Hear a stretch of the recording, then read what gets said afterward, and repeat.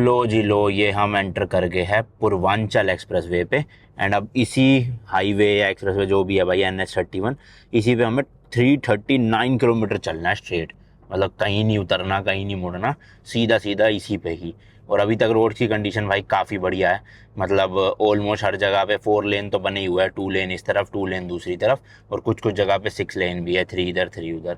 तो चलाने में गाड़ी कोई दिक्कत नहीं हो रही है भाई, रोड कंडीशन के हिसाब से काफ़ी मज़ा आ रहा है, सही एकदम। नाम तो इसका भाई वैसे पूर्वांचल एक्सप्रेसवे है, बट लिखा आ रहा है NH31 भी। तो पता नहीं हाईवे है या एक्सप्रेसवे है, क्योंकि यहाँ देखोगे ना, अब ये देखो लिखा है ना पूर्वांचल एक्सप्रेसवे, टोल आने वाला है आगे। ये देखो लिखा भी हुआ है, welcome to Purvanchal expressway. Let's go भाई, 6 लेन हो गई है वापस से, 3 अपनी और 3 उधर की साइड।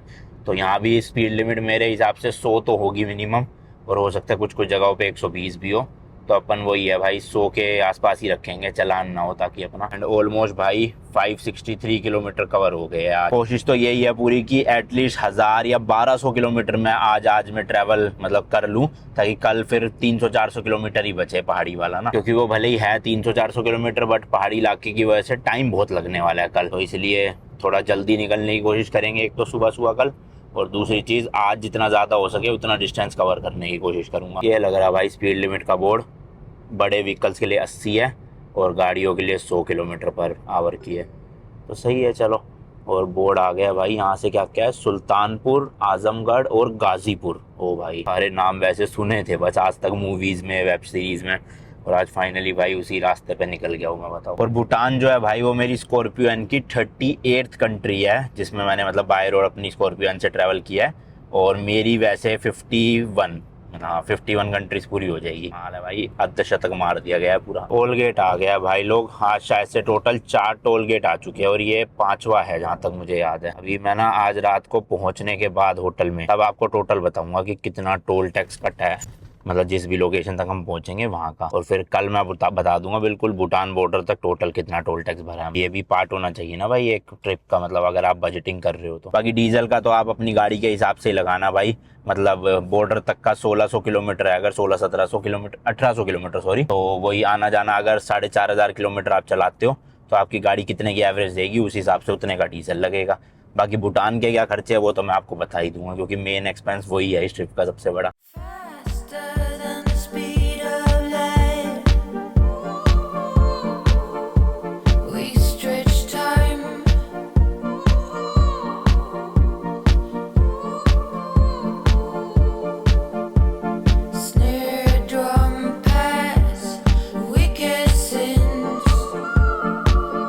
चलो भाई, फाइनली जो पूर्वांचल एक्सप्रेसवे था ये भी खत्म हो गया। अब लेफ्ट में देखो आपको बोर्ड दिख रहा है बक्सर के लिए, तो बक्सर बिहार में पड़ता है। ये नहीं पता कि बिहार शुरू हो चुका है या फिर अभी शुरू होगा। हो गया शुरू, हो चुका है बिहार शुरू, क्योंकि यहाँ पे चेक पोस्ट तो कोई नहीं आया भाई एक्सप्रेसवे पे। पर वो जो जितने भी 300-350 किलोमीटर का एक्सप्रेसवे था भाई, फाइनली कंप्लीट कर लिया है। तो अभी तो 3 ही बजे दोपहर के, मतलब मेरे को लग रहा है आज हम 8-9 बजे तक अच्छा खासा डिस्टेंस कवर कर सकते हैं।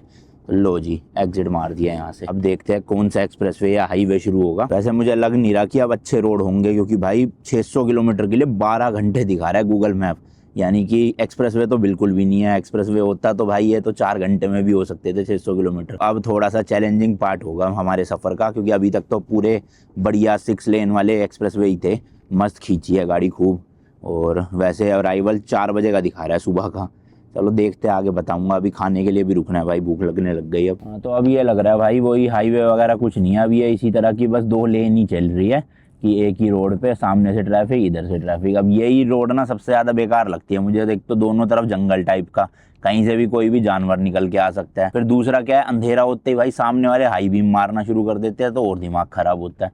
तो अब 3:15 हुआ है, मतलब आप समझ लो 7, 7:30 तक तो ढंग से चलाई जाएगी गाड़ी। उसके बाद बड़ी दिक्कत होने लग जाती है ऐसी सड़कों पे। अगर हम हाईवे आ जाए ना जिसमें चलो सामने वाला ट्रैफिक दूसरी तरफ चला जाएगी, 4 लेन है कम से कम, तब भी फिर भी सही लगता है। इन रोड्स पे तो बड़ा दिमाग खराब होता है। ऊपर से भाई फिर बिहार के अब ये रोड शुरू हो गए, तो हमें तो पता भी नहीं, पहले कभी आए नहीं, क्योंकि क्या सीन है यहाँ का क्या नहीं है। ट्रक ही ट्रक मिलेंगे मुझे तो लग रहा है भाई। अभी एक्चुअल में बिहार में हम एंटर नहीं किए, ये यूपी ही चल रहा है। 6-6.5 किलोमीटर के बाद ना एक पुल आएगा, जिस पुल का नाम है भाई बुक्सार भरोली रोड ब्रिज। तो ये पुल जैसी पार करेंगे, उस साइड में बिहार है और इस तरफ में सारा यूपी है। तो बस थोड़ी ही देर में एंटर करने वाले हैं, देखते हैं चेक पोस्ट बने होंगे कि नहीं बने होंगे वहाँ पे। तो लो जी, ये पुल शुरू हो गया है और यही भाई बॉर्डर भी आप देख सकते हो यूपी और बिहार के बीच में। तो अभी हम फाइनली यूपी को एग्जिट करके बिहार एंटर करने जा रहे हैं, यानी कि आज की हमारी स्टेट नंबर 3। पहले शुरुआत करी हरियाणा से, फिर यूपी, बिहार, अब इसके बाद जो आएगी वो 4th स्टेट अपनी आएगी वेस्ट बंगाल। देन हम सीधा एग्जिट कर जाएंगे इंडिया से ही बाहर, मतलब कि अपना भूटान में। तो ये देखो बोर्ड लगा हुआ है ना ऊपर, बक्सर जो है वो 4 किलोमीटर है यहाँ से। और ये जो ब्रिज है ना, इसके नीचे गंगा रिवर बह रही है, तो इसलिए गंगा रिवर को क्रॉस करके यूपी बिहार का बॉर्डर बांटा हुआ है। तो ये देखो आपको ये जो बीच में डॉटेड सी लाइन दिख रही है ब्लैक कलर की, यही एक्चुअल बॉर्डर है, जो कि बिल्कुल गंगा रिवर के सेंटर में काटा गया है।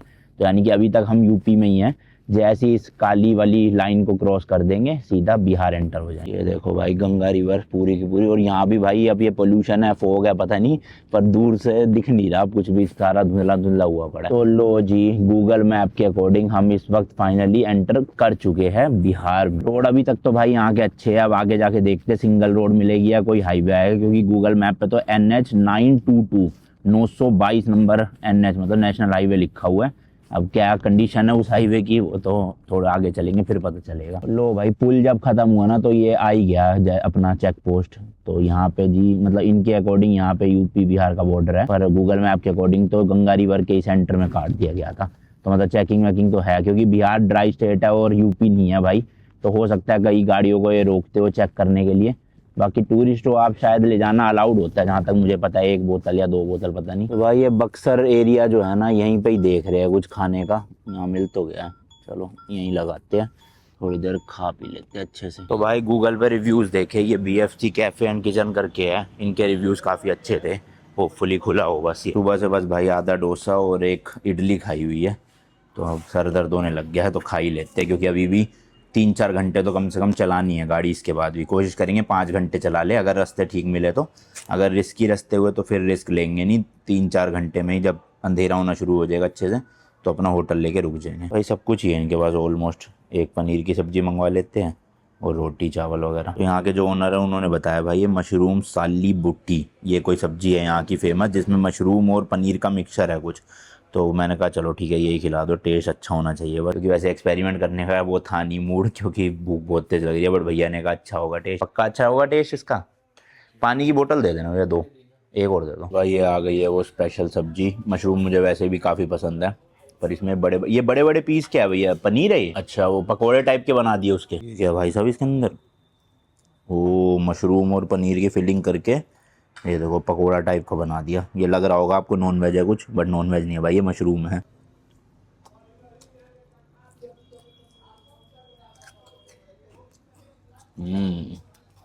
सही है भाई। गाड़ी देखो भाई क्या लग रही है, तगड़ी है ना एकदम भाई साहब, बीस्ट लगती है। स्पेशली ये जो लाइट्स वगैरह की मॉडिफिकेशन हो रखी है ना, इसको यूज़ तो नहीं करता मैं, बट लगाने से ही देखो कितनी बल्की बल्की सी फीलिंग आ रही है गाड़ी में। ओए होए होए मजेदार। टोटल अपनी लोकेशन 563 किलोमीटर है, 11.5 घंटे भाई साहब। ओह तो अभी 5 बज गए हैं, 2 घंटे या 3 घंटे ही चलाएंगे ज़्यादा, बस खत्म बात। कल बाकी के 9-10 घंटे की ड्राइव कर लेंगे।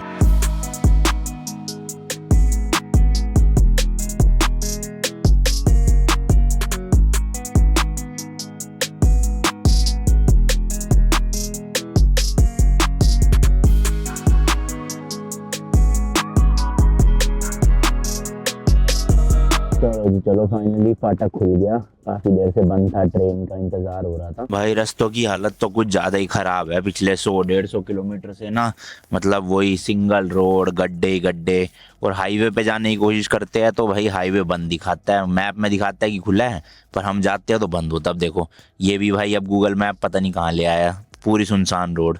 अब वापस बैक करके दूसरी रोड पे जाना पड़ेगा। लास्ट के 150 किलोमीटर से यही चल रहा है, जब से बिहार एंटर करे हैं। सड़कों की हालत कुछ ठीक नहीं है, स्पेशली रात में ट्रैवल करने के लिए तो बिल्कुल ठीक नहीं है। ट्रक इतने ज़्यादा आ रहे हैं, एक तो ट्रक छोड़ो ट्रैक्टर ज़्यादा आ रहे हैं भाई, वो जो भूसा सा लेके घूमते रहते हैं ना, वही मिले जा रहे हैं। कम से कम 200-300 ट्रैक्टर मिल गए होंगे रास्ते में।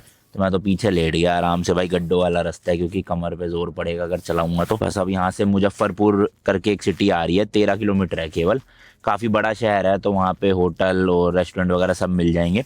तो सोच रहे आज रात वहीं पे स्टे करते हैं, क्योंकि ऑलरेडी भाई 9 बज चुके हैं। मैंने कहा था ज़्यादा लेट तक नहीं चलाएंगे आज। पीछे था भैया ये वाला, मैं देखो एक बार, बड़ा कंफ्यूजिंग है सही में रास्ता यार। यहाँ पे गूगल मैप कुछ दिखा रहा है, हो कुछ रहा है यहाँ पे, तो बड़ा अजीब सा सीन हो रहा है। चलो एक बार मुजफ्फरपुर पहुँचते हैं, फिर दिखाता हूँ कितना बचा है सफ़र और क्या है सीन। तो जी ये होटल मिल गया था, जामुन ट्री। इनके पास अपनी पार्किंग भी है, रूम भी अच्छे खासे है, और सबसे मेन है भाई इनका अपना रेस्टोरेंट भी है, तो खाना पीना भी मस्त हो जाएगा अभी अपना। तो चलो पहले गाड़ी पार्किंग में लगा के सामान वगैरह सारा नहीं निकालेंगे, जो जो बस ज़रूरी चीज़ें हैं वो ही निकालेंगे, क्योंकि कल तो सुबह कोशिश यही रहेगी कि कट ले जल्दी जल्दी। हालांकि आज नींद पूरी थोड़ी ना ऐसी हुई है, अधूरी अधूरी सी, तो लग नहीं रहा सुबह जल्दी उठा जाएगा अगर आज रात में सोया, क्योंकि भाई कल रात भी नहीं सोया पूरा, दिन में भी बस गाड़ी में सोया हूँ। जो सोया हूँ 1.5-2 घंटे की नींद, वो भी कच्ची पक्की, पता ही है आपको गाड़ी में कैसी नींद आती है।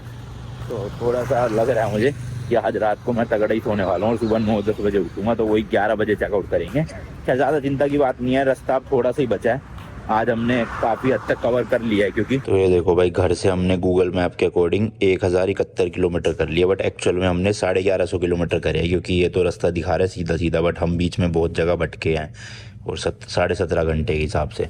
और हमारी जो लोकेशन है मतलब सिलीगुड़ी, जहाँ हमें कल पहुँचना है, वो है अब यहाँ से भाई 385 किलोमीटर, 7.5 घंटे का रास्ता। तो ठीक ही है, चलो 8 घंटे भी मान के चले, अगर हम 10 बजे भी निकल जाते हैं तो पहुँच जाएंगे 6-6:30 बजे तक शाम को। मेन तो यही है कि भाई थोड़ा ना रोशनी रोशनी में कवर करना है रास्ता, ताकि हम भी अच्छे से वीडियो में खुद भी देख सके और वीडियो में भी दिखा सके। अब अंधेरे में तो क्या ही शूट करेंगे, ना खुद नज़ारे देख सकते। फिर कल के थोड़े से जो व्यूज़ होंगे वो अच्छे होंगे बाहर के, तो होपफुली दिन में कवर हो जाए और सिलीगुड़ी पहुंच जाए हम 6 बजे तक। चलो जी रूम टूर देख लो, यहाँ से रूम शुरू है। घुसते ही पहले तो वॉशरूम है, ये काफ़ी अच्छा खासा साइज़ है वॉशरूम का, एंड गर्म पानी भी 24 घंटे मिल जाएगा मस्त एकदम। हालांकि यहाँ इतनी ठंड हो नहीं रही है, बट स्टिल सेंट्रलाइज हीटर वो एसी लगा हुआ है, तो ठंडा गर्म मस्त हो जाएगा। ये वार्डरोब बनी हुई है काफ़ी सारी, सेफ भी है इसके अंदर, जो हमें ज़रूरत नहीं ऑब्वियसली। यहाँ पे बाकी चाय वाय का जुगाड़ है, उधर एक टीवी लग रहा है, 2 सिंगल बेड है, यहाँ पे एक सोफ़ा और एक टेबल है। अभी खाना ऑर्डर कर देंगे, रूम सर्विस ही है। और सामने देखोगे तो बालकनी भी है। अबे बालकनी है तो, पर दरवाज़ा तो दिया नहीं इन्होंने। अच्छा है ये रहा, यहाँ से है भाई दरवाजा। चलो आ जाओ, शायद अपनी गाड़ी दिख जाएगी पार्किंग में यहाँ पे। वो रही देखो, तो वो उधर खड़ी है भाई अपनी गाड़ी, तो बढ़िया, यहाँ से नज़र भी रखते रहेंगे गाड़ी में मस्त एकदम। अच्छा होटल है। बोल तो रहे थे भाई 3400 रुपीज़ का ये रूम, तो मैंने उनको पूछा, मैंने कहा भैया ऑनलाइन तो आपका 2000 रुपये का दिखा रहा है, 2140 रुपये का। तो फिर वो कुछ करने लगे जल्दी जल्दी, तो मैंने सोचा जल्दी बुक कर देता हूँ, ये प्राइस ना बढ़ा दे, क्योंकि जनरली यही होता है भाई, बढ़ा देते हैं प्राइस।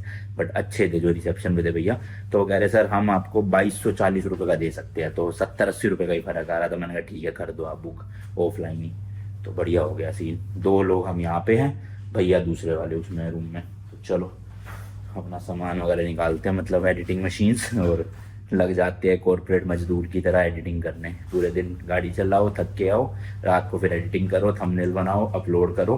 क्योंकि अभी तक तो व्लॉग आ रहे थे 4 दिन के गैप में, 3 दिन 4 दिन, बट अब से ये भूटान ट्रिप की जो सीरीज है हर ऑल्टरनेट डेज पे आएगी। जैसे अगर ट्यूसडे वीडियो आई तो थर्सडे आएगी, फिर सैटरडे आएगी, फिर मंडे आएगी।